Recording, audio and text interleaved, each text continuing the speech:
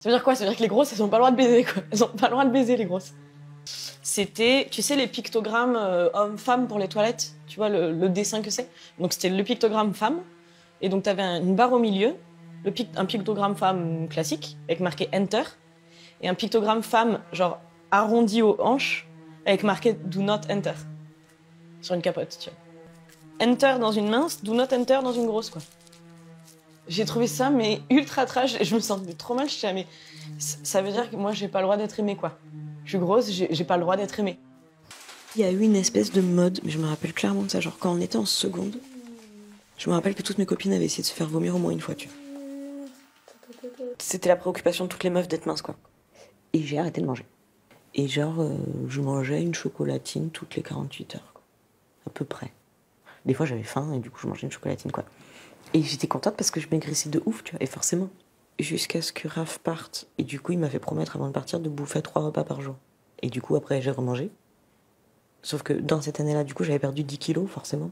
Et après, j'ai recommencé à manger. Et du coup, après, j'ai repris des kilos. Sauf que mon corps, il a fait genre...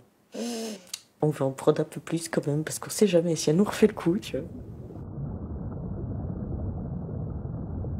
Mais il y a des moments où t'es en mode, mais en fait, là, ce que j'aimerais pouvoir faire, c'est de m'arracher un bout de ventre, quoi. J'essaye plein de trucs, ça marche pas, je me sens solo. Peut-être ça va jamais marcher, peut-être je vais être grosse toute ma vie, mais en même temps j'arrive pas à l'accepter. Donc tu vois, des fois t'as une espèce de vertige ou de crise d'angoisse ou je sais pas, peut-être de folie, j'en sais rien. Je peux pas là, ce kilo qui est là, je le peux plus en fait. Donc je voudrais l'enlever, tu vois. Mais tout de suite, maintenant, pas demain, pas. Et je crois que t'es seule parce que les gens ils comprennent pas. Je crois pas qu'ils comprennent, tu vois, le degré de douleur que ça peut être, quoi. Donc c'est à double tranchant parce qu'on traite ça comme si c'était une maladie, comme si c'était un truc hyper grave, que oh là là, c'est vraiment le truc, j'ai pas envie qu'il m'arrive, je veux vraiment pas être grosse. Mais en même temps, de l'autre côté, on te fait comme si c'était pas si grave parce que ça va, tu peux t'en sortir tout seul, tu vois. Ou ça va, c'est qu'une question de fainéantise ou quoi. Donc faut savoir en fait.